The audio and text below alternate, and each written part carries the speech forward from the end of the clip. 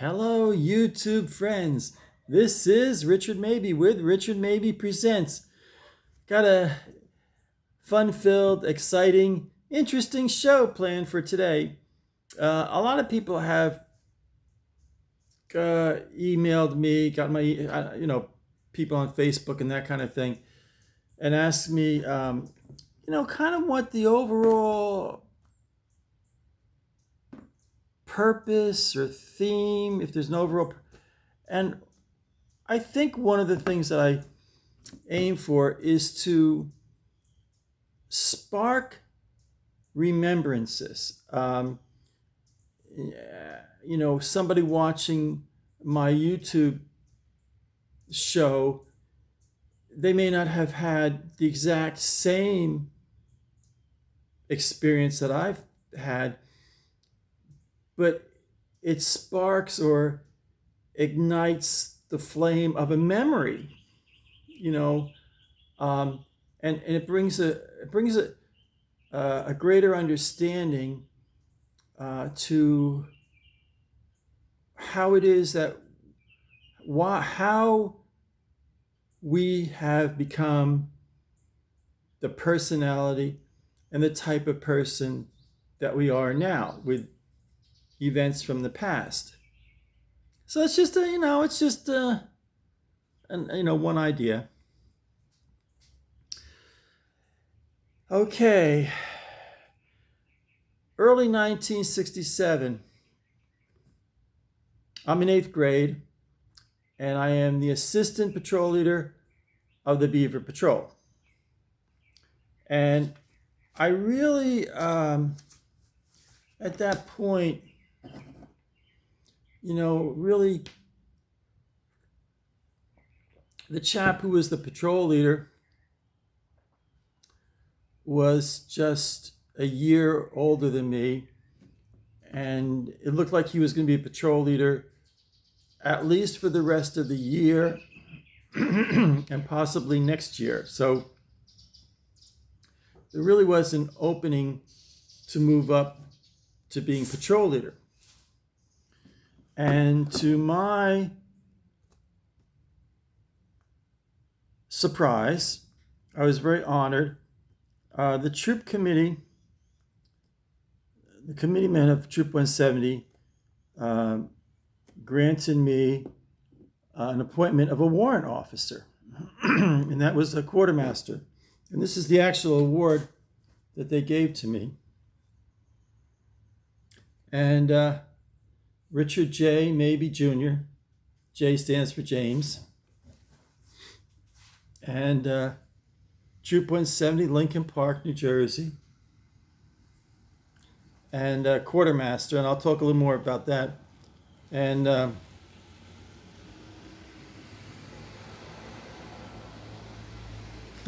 St. Andrew's Episcopal Church, that was our sponsor, St. Andrew's Church, in February of 1967.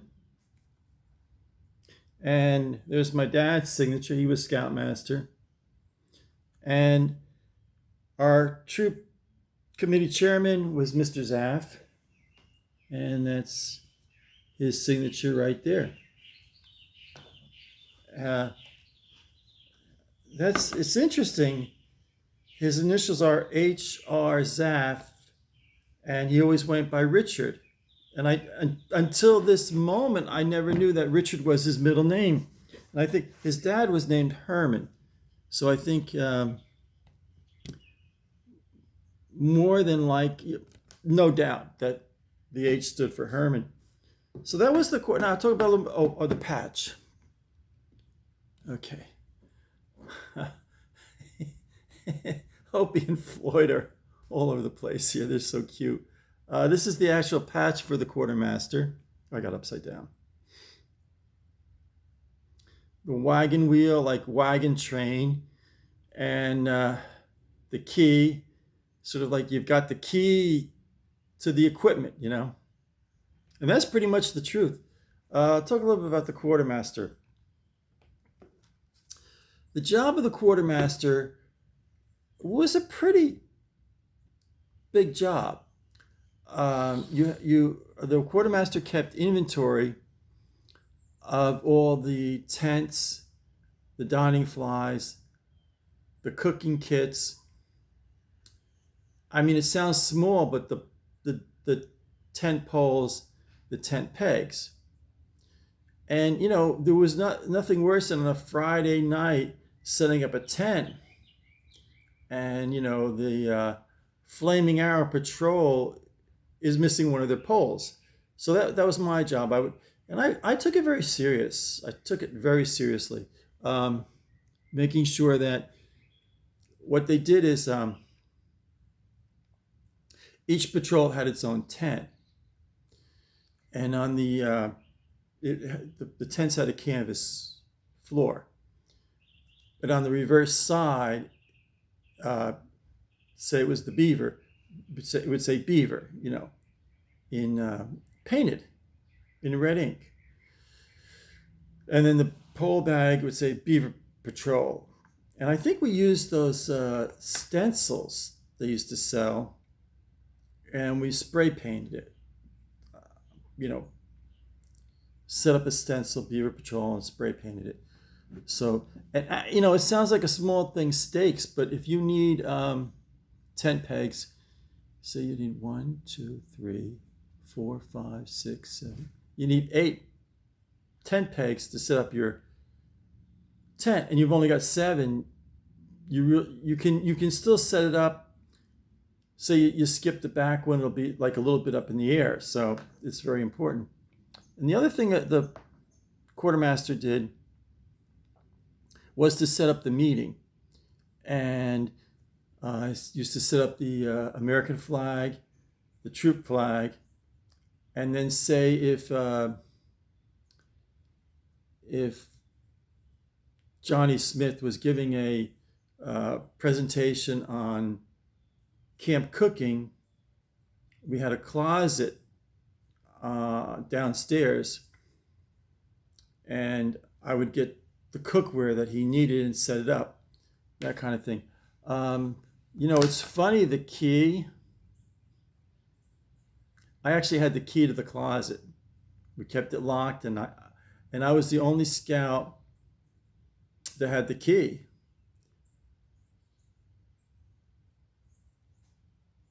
I don't know if my dad had a key. I might have been the only person in the troop that had the key. I just realized that. I had the key to the closet, and that was all the troop equipment. Besides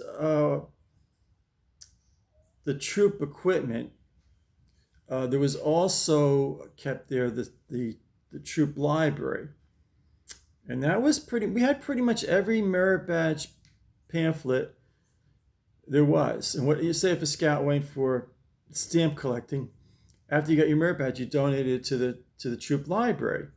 So we had well over 100 pamphlets, Boy Scout pamphlets, merit badge pamphlets. And as you walked in the closet, I built a shelf. I built two shelves, and I used red bricks. Well, I had on the left-hand side, I used the wall, and then had all the books. Then on the right-hand side, used 2 bricks for the one shelf, and then another 2 bricks for the bookends for the upper shelf. And they were about the whole length, about 5 feet long. And not only it had extra scout books, scout handbooks, field books, patrol leaders handbooks, all the entire library of Boy Scout literature. So we had a librarian, and we set up actually library cards in the merit badge books.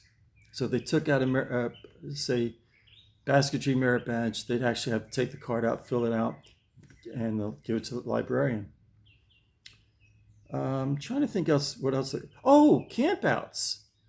The quartermaster was responsible for the inventory. Every troop, every patrol had its own cooking kit. Some of them kept it at home. Some of them kept it in the closet at Thorpe Hall of St. Andrew's Church. And then, what else? Inventory. I kept a running inventory of everything. Oh, I know. For competitions, we had a big compass board, and it was like a pie, shaped like a pie, and it would go north, north, north, north, northeast, northeast, east, northeast, east, da da da da da da. I think there were 1, 2, 4, 16 pie-shaped triangles that would go into like a puzzle. And we used to have those in the closet. All the manila rope for knot tying, all of the Venetian blind type cord for lashing. We had the first aid kit. I would take the first aid kit, which was an old tool chest. I painted it white, and with stenciling, Troop 170 first aid kit. And that's part of the job of quartermaster, making sure there was enough bandages, gauze, the different creams and that first aid cream and that kind of thing. So that was part of it. So it was quite a responsibility, and I learned a lot from it. I learned how to keep inventory. The responsibility of having the key. I mean, that was a big deal. 13 years old, 8th grade, having the key to the closet. It's a big deal. So that's that. And scouting, it did offer it was an academic vehicle in a way, because they had the chemistry merit badge, they had atomic energy merit badge, they had radio merit badge, they had I think they had one on physics, geology.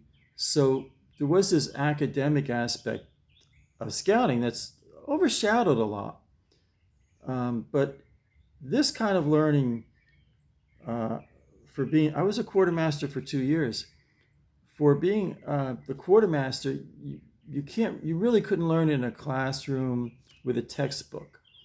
It was a big responsibility, and I like to think that I did a pretty good job at it. I think I'm going to do just a few patches just for fun. I might have these as dub. I don't know.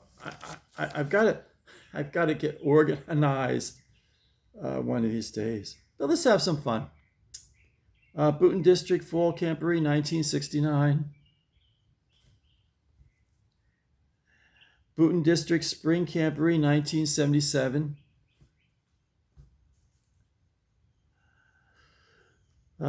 Keep America Beautiful. This is one of the camporees, 1971. I don't know if it was the spring or fall. Our troop patch, Boy Scout Troop 170 patch. Jack Floyd's 1985 Klondike Derby patch. This was a generic nationwide patch. Touchdown for Boy Power. From 1960, one of my oldest patches. Boonton District Encampment. About 1964, they stopped calling them encampments and called them camporees, but this was the encampment, 1960. Camp Alamucci patch. I didn't put 2 and 2 together here. Here's the patch, and here's the mug. They both have deers. I think I'm 99.99% sure Jack Floyd designed this one. Boonton District Fall 1968 Camporee. Nice patches. 1981 Cub Scout Weberee. 1982 Boonton District Klondike Derby. This was New Jersey's Tercentenary Encampment.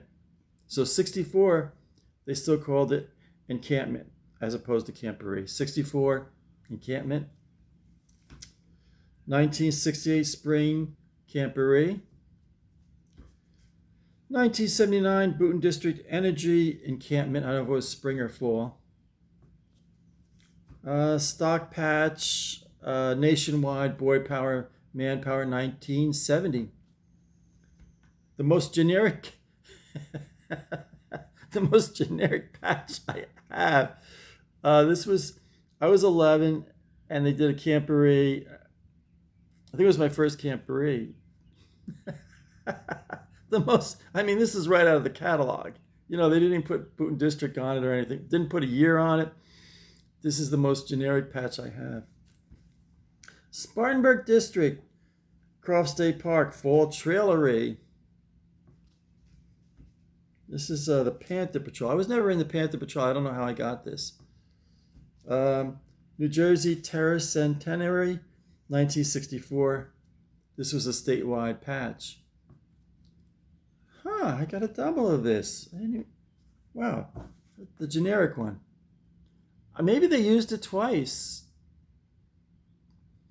It's about as generic. Catalog number 1A, 3C, 27B. Bing. We want 1,000 of them. Boys Life 1976. It's a nationwide patch. I don't know how I got this. I think it was a trading at one of the Camporees. 1969 Scoutery, Greater New York City Council. In New York, they had different kind of patches. The Boonton District generic patch. Oh, I got another one. I got 2.70 patch. I got 2 of them. And the Eastern District, which was the new name for Boonton District, 1985 Cub Scout Gold Rush. I think Jack Floyd did design this one. So that was a lot of fun. Oh, I got another one here. What do I got? Ooh, got another one here. Oh, Yorktown Jamestown Trail, Peninsula Council. I think we did this in 1985 and 1989 when we went to the Jamboree, Virginia, historical hike. So that's that. I got this one in a special pack. Okay, so I'm going to wrap up for today. As always, stay safe, stay happy, stay positive. Until my next video, this is Richard Mabey, signing off.